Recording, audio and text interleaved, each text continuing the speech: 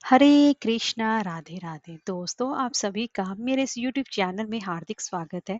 दोस्तों, आज से आप मेरे इस चैनल पर कार्तिक मास महात्म की अध्याय हर रोज एक अध्याय का श्रवण करेंगे और इसी के साथ साथ आपको कार्तिक मास की कहानियां भी इस चैनल पर सुनने को मिलेंगी। तो आज की इस वीडियो में मैं आपको कार्तिक मास महात्म का पहला अध्याय श्रवण करवाने जा रही हूँ। तो चलिए वीडियो शुरू करते हैं। नवमी श्राइन तीर्थ में श्री सूत जी ने 88,000 सनकादि ऋषियों से कहा कि अब मैं आपको कार्तिक मास की कथा विस्तार पूर्वक सुनाता हूँ, जिसका श्रवण करने से मनुष्य के सभी पाप नष्ट हो जाते हैं और अंत समय में वैकुंठ धाम की प्राप्ति होती है। तब सूत जी ने कहा, श्री कृष्ण जी से अनुमति लेकर देवर्षि नारद जी के चले जाने के पश्चात एक बार सत्यभामा प्रसन्न होकर भगवान श्री कृष्ण जी से बोली कि हे प्रभु, मैं धन्य हुई, मेरा जन्म सफल हुआ। मुझ जैसी त्रिलोकी सुंदरी के जन्मदाता भी धन्य है, जो आपकी 16,000 स्त्रियों के बीच में आपकी परम प्यारी पत्नी बनी।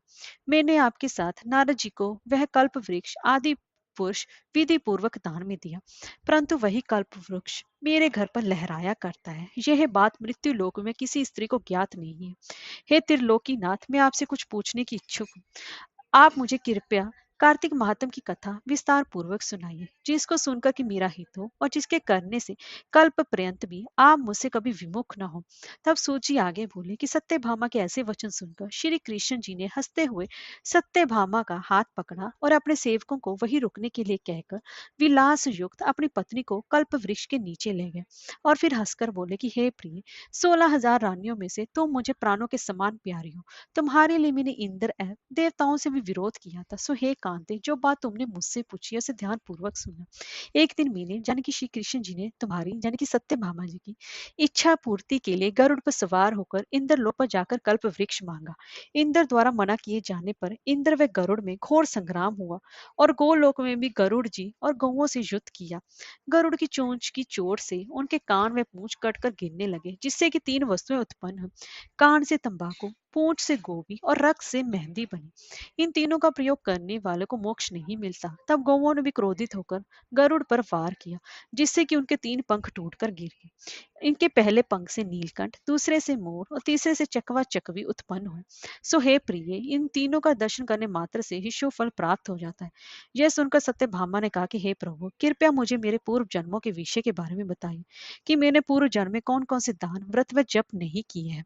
मेरा स्वभाव कैसा था, मेरे जन्मदाता कौन थे और मुझे मृत्यु लोक में जन्म क्यों लेना पड़ा। मैंने ऐसा कौन सा पुण्य कर्म किया था जिससे कि मैं आपकी अर्धांगिनी हूँ।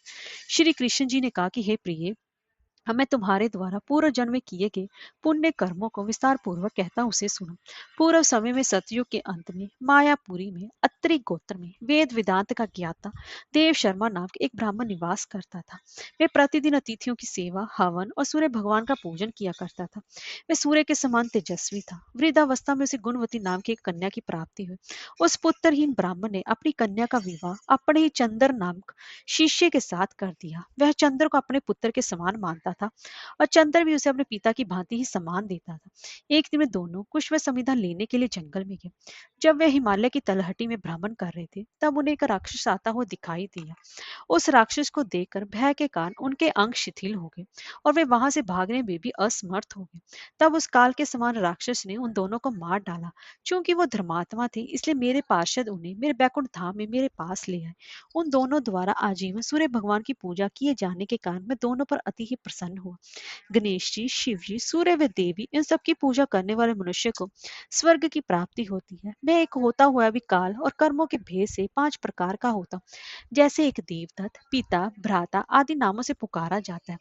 जब वे दोनों विमान पर आरूढ़ होकर सूर्य के समान तेजस्वी, रूपवान, चंद्र की माला धारण किए हुए मेरे भवन में आए, तो वे दिव्य लोक भोगों को भोगने लगे।